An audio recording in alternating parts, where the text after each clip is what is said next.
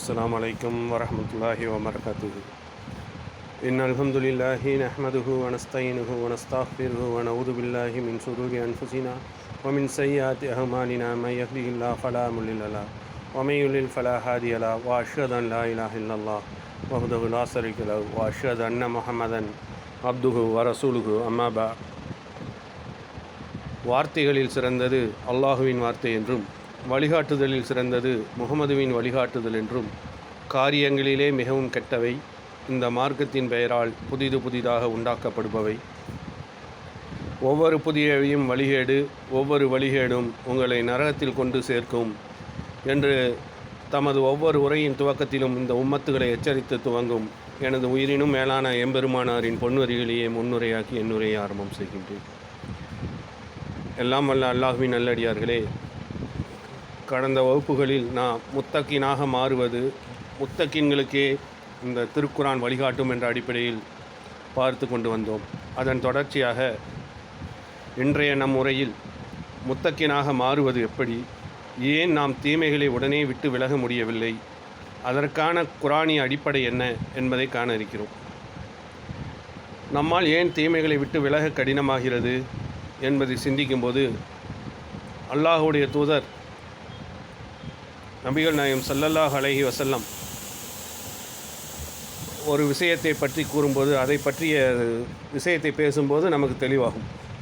அவருடைய மதீனா வாழ்க்கை வழிகாட்டலில் அல்லாஹ் ஹராமாக்கியதை மக்கள் உடனடியாக கைவிட்டார்கள். அதாவது மதுபான தடையை பற்றி நாம் பேசுகிறோம். அதுவே சிறந்த உதாரணமாக இருக்கிறது. இன்று அது சாத்தியமில்லாமல் இருக்கிறது. காரணம், கட்டளைக்கு முன் இறைவனை பற்றிய அடித்தளம் நம்மில் பலரிடம் பலவீனமாக உள்ளது. கிட்டத்தட்ட மக்கா வாழ்க்கை 13 வருஷம் இருந்தப்ப அதில் அல்லாஹுவை பற்றிய பண்புகளும் அவனுடைய பெயர்களும் அவனை பற்றிய அறிமுகங்களுமே இருந்தது. அதை ஆழ பதித்த பின்பே அல்லாஹ் ஹராம் ஹலாலை பற்றி மதீனா வாழ்க்கையில் பேசுகிறான். அதனால்தான் சஹாபாக்களில் பலர் அன்று குடங்குடமாக வைத்திருந்த மதுக்களை தெருக்களில் கொட்டினார்கள். சிலர் கையில் வைத்திருந்த அந்த கட்டளை இறங்கி அதே கணம் தூக்கி எறிந்தார்கள். சிலர் வாயில் வைத்திருந்ததை கூட துப்பி விட்டார்கள். காரணம், அவர்கள் உள்ளத்தில் இருந்த அல்லாஹுவை பற்றிய அறிதலும் புரிதலுமே. என்னுடைய எஜமானன் கட்டளையிட்டு விட்டான், இதை இந்த நொடியிலேயே நான் எனக்கு ஹராமாக்கிக் கொள்வேன் என்ற அந்த உறுதிப்பாடு, அந்த அடித்தளத்தை தந்தது அவர்களுக்கு அல்லாஹுடைய அறிமுகமே. ஆக அல்லாஹுவை அறிதலே இதன் முதல் கட்டமாக இருக்கிறது. மக்கா கால வசனங்கள் பெரும்பாலும் அல்லாஹுவை பற்றியே பேசியது. அதனால்தான் அவனுடைய ஆற்றல், கண்ணியம், மகத்துவம், அச்சம், நம்பிக்கை, அவனுடைய அஸ்மா உல் ஹுஸ்னா என்ற அந்த பெயர்கள், பண்பு சார்ந்த அந்த பெயர்கள், அவற்றை மனதில் பதித்த பிறகே இதை செய்யாதே என்ற ஒரு சொல் அவர்களுக்கு போதுமாக இருந்தது தீமையை விட்டு விலகுவதற்கு. அந்த அல்லாஹுவை அறியும் முதல் கட்டமாக தீமைகளை விட்டு விலகவும் கட்டளைகளை ஏற்றுக்கொள்ளவும் முதலில் மாற வேண்டிய மிக முக்கியமானது நமது உள்ளம், நமது இதயம். அந்த உள்ளத்தை மாற்றுவது வெறும் கட்டளைகள் அல்ல, அல்லாஹுவை பற்றிய அறிவும் பணிதலுமே. நாம் சொன்னது போல 13 ஆண்டுகள மக்காவில் வாழ்க்கையில் நபி ஸல்லல்லாஹு அலைஹி வஸல்லம் அவர்கள் என்ன செய்தார்கள்? இதை செய்யாதே என்ற கட்டளைகளை அவர்கள் அதிகம் பிறப்பிக்கவில்லை. இதை செய் என்ற கட்டளைகளும் இல்லை. முழுக்க அல்லாஹை அறிமுகப்படுத்திய வசனங்கள் மட்டுமே அங்கே இருந்தன. அல்லாஹ் யார், அவன் எவ்வளவு பெரியவன், அவன் எல்லாவற்றையும் பார்க்கிறவன், அனைத்தையும் கேட்கிறவன், அவன் கருணையும் கோபமும் கொண்டவன். இந்த அறிமுகமே அவர்களிடத்திலே ஈமானை உருவாக்கியது, உறுதியாக்கியது. அதன் அடிப்படையில் தான் பத்ர் போரின் களத்தில் அவர்கள் நின்றார்கள். உலக கணக்குப்படி பத்ர் களம் முஸ்லீம்களுக்கு தோல்வி அளிக்கக்கூடிய களம் என்றே சொல்லலாம். ஏனென்றால் எண்ணிக்கையில் குறைவு, போதிய வாகனங்கள் இல்லை, சரியான ஆயுதங்கள் இல்லை, பெரும்பாலான பேர் வயோதிகர்கள். ஆனால் அவரிடத்தில் இருந்த அந்த ஈமானிய உறுதி, அல்லாஹுவை பற்றிய புரிதல், அல்லாஹுவின் உதவியை பற்றிய உறுதிப்பாடு அவர்களை நிலைநிறுத்தியது. அந்த களத்தில் அல்லாஹுவை பற்றிய தெளிவான நம்பிக்கையும் அறிதலுமே அவர்களை மேலோக்கி கொண்டு சென்று இன்றளவும் கியாமத் நாள் அளவும் அவர்களை மிகச்சிறந்த நல்லடியார்களை சொர்க்கவாசிகளாக ஆக்கி வைத்தது. ஆக தக்வாவை பெறும் வழிகள் பற்றி குரான் பல வழிகளை சொல்கிறது. அதில் ஒன்று குரானுடன் நெருக்கம், அல்லாஹுவை பற்றிய அறிவு, இறை வணக்கம், ரமலான் நோன்பு, மரணம், மறுமை, நரகம் பற்றி சிந்தித்தல் என்பதை அல்லாஹ்வுடைய வசனம் 39:16 நம்ம பார்த்துக்க முடியுது. இவை அனைத்துமே நம்முடைய தக்வாவை உருவாக்கும் பயிற்சிகளாக இருக்கிறது.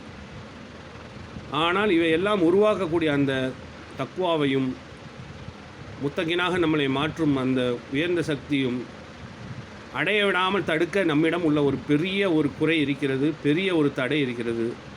அதுதான் பெருமை. பெருமை என்றால் என்ன? அல்லாஹ்வுடைய தூதர் அழகாக சொன்னார்கள், உண்மையை மறுப்பதும் பிறரை இழிவாக கருதுவதும் பெருமை என்று சொன்னார்கள். அதே போல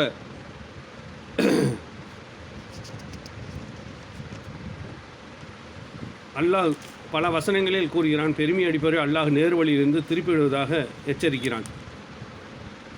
அதாவது 7:146 அல்லாஹ் சொல்கிறான், நியாயமின்றி பூமியில் பெருமை கொண்டவர்களை என் வசனங்களிலிருந்து நான் திருப்பிவிடுவேன் என்று.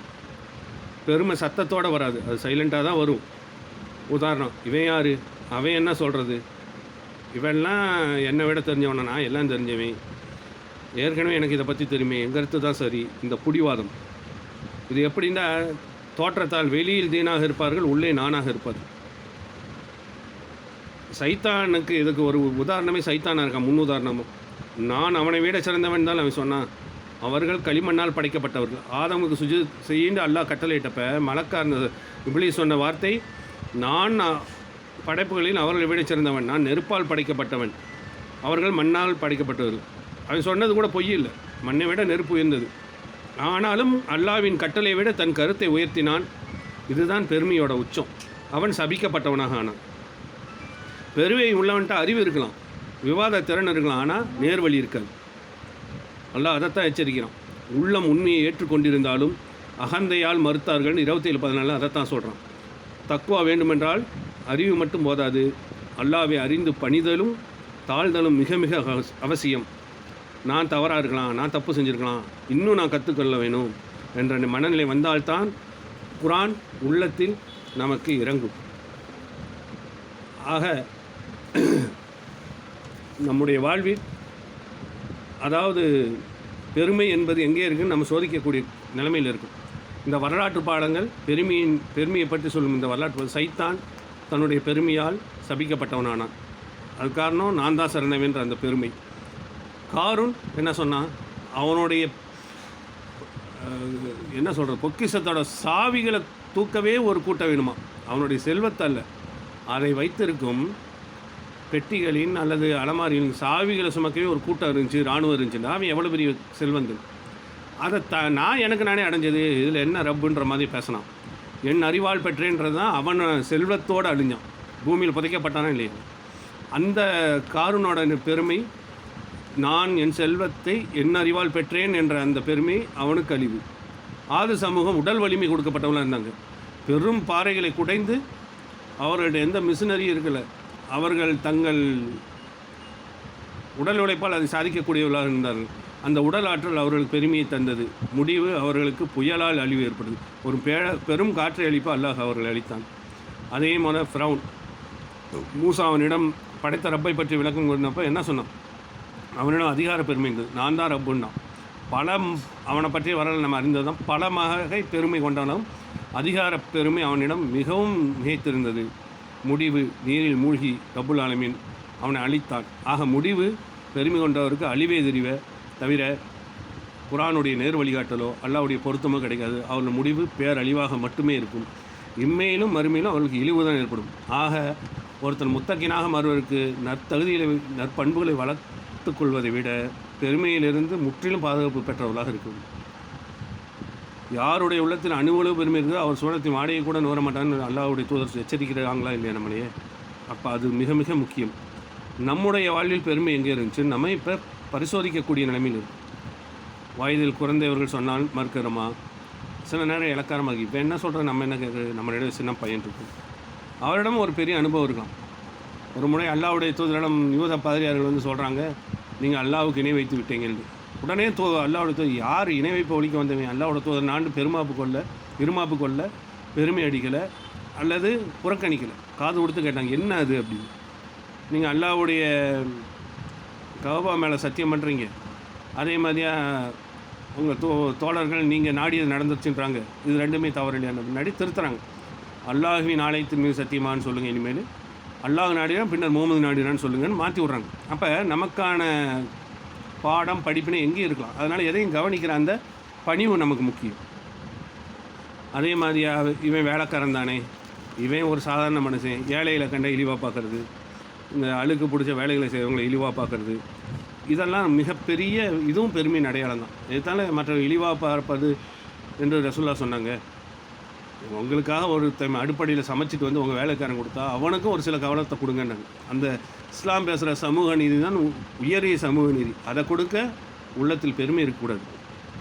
ஆக முத்தக்கினாக ஆகும் வழி நான் என்ற அகம்பாவம், என்னுடையது என்ற அகம்பாவம் அழிய வேண்டும். அது வெறும் அறிவால் அடையும் வழி அல்ல, அதை தாண்டி பணிவு கொள்வதே அதற்கான மிகப்பெரிய அடிப்படையும் பெருமையை விட்டு முற்றிலும் நீங்கி இருக்கிறே அதன் திறவுகோலாகவும் இருக்கிறது. ஏன்றால் பெருமை உள்ளவருக்கு குர்ஆன் வழிகாட்டாது. பணிவு இருந்தால் ஒரே ஒரு வசனம் போதும் நம்மளுடைய வாழ்வியலை வசந்தமாக்கும். அல்லாஹ் நம் அனைவரையும் உண்மையான இறையச்சமுடைய முத்தக்கீன்களாக மாற்றுவானாக. நாம் அல்லாஹ்வுடைய பாதையில் முத்தக்கீன்களாக வாழ்ந்து முத்தக்கீன்களாக மரணிக்கக்கூடிய பாக்கியத்தை நம் அனைவருக்கும் அல்லாஹ் தந்தருள்வானாக என்று பிரார்த்தித்தனாக என்னுடைய உரையை நிறைவு செய்கிறேன். ரப்பனா தகப்பல் மின்னா இன்னக அன்த ஸமீஉல் அலீம் வ துப் அலைனா யா ரப்பனா இன்னக அன்த தவ்வாபுர் ரஹீம். ஆகிர் தாவானா அல்ஹம்துலில்லாஹி ரப்பில் ஆலமீன். அஸ்ஸலாமு அலைக்கும் வரஹ்மத்துல்லாஹி வபரகாத்துஹு.